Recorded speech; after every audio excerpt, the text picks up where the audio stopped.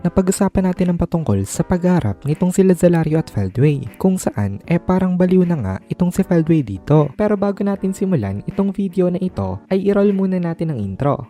Hello everyone and welcome to my channel, ang inyong source ng Tagalog na Tansura Contents. Sa channel na ito pinag-uusapan natin ang mga nangyayari sa may Tansura universe. So without further ado, let's get into the video.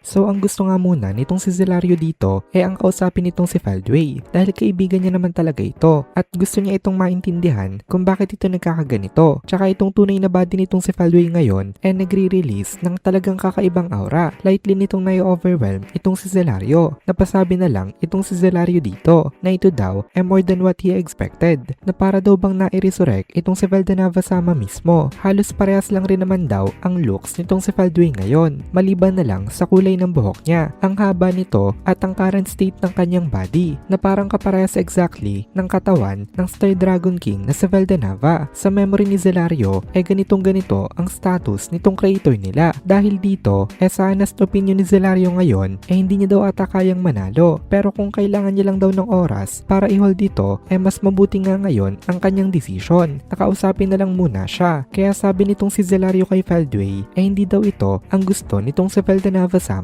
Hindi daw gusto ng creator nila na masira ang ginawa niyang mundo. Sumagot naman itong si Feldway dito na paano naman daw yun nasabi nitong si Zalario at paano ito makakasigurado na hindi nga yun ang gusto nitong si Veldanava sama. Maaring hindi daw aware itong si Zalario pero tinotolerate daw nitong si Veldanava sama itong mga nasa mundo dahil gusto niya na magkaroon ng diversity, kaya inalaw niya na magkaroon ng iba't ibang mga life forms at makapag-evolve itong mga ito freely. Alam daw ni Veldanava sama na eventually magkakaroon ng free struggle for survival itong lahat ng mga creations niya at masisira ang mundo nang dahil dito. Sumagot naman dito itong si Zalario na oo nga daw, pero hindi daw ba ginawa nitong si Veldanava sama ang mga demon lords para maiwasan nga yun. Gumawa daw itong si Veldanava sama ng balance para hindi nga yun mangyari.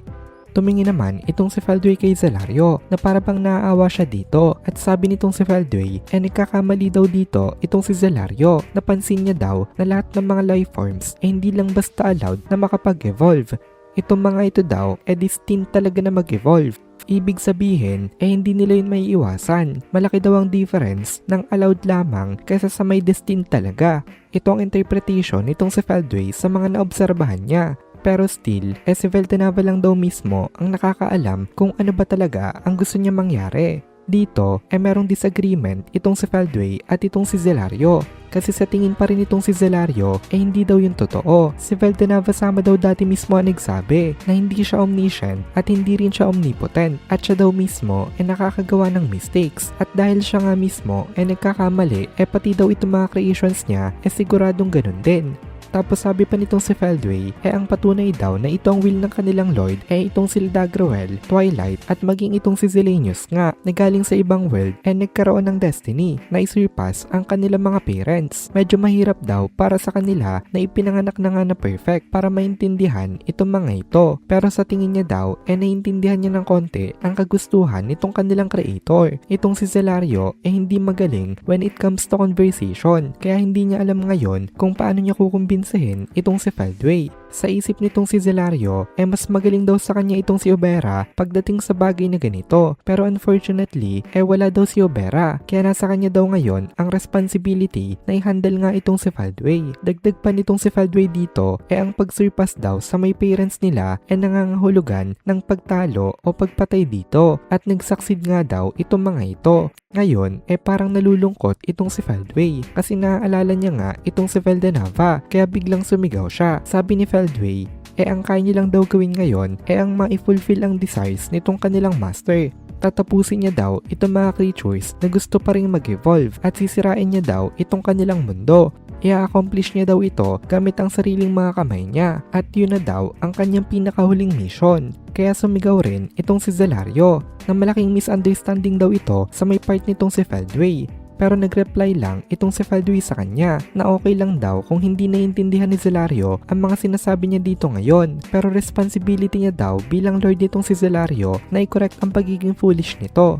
kasi mukhang kasama na daw itong si Zelario sa mga foolish na humans na pumatay sa my lord nila. Kasama na ito dahil pinipigilan siya nito ngayon na maghigante para nga sa kanilang lord. Pero parang hindi lang sa mga tao dito galit itong si Feldway.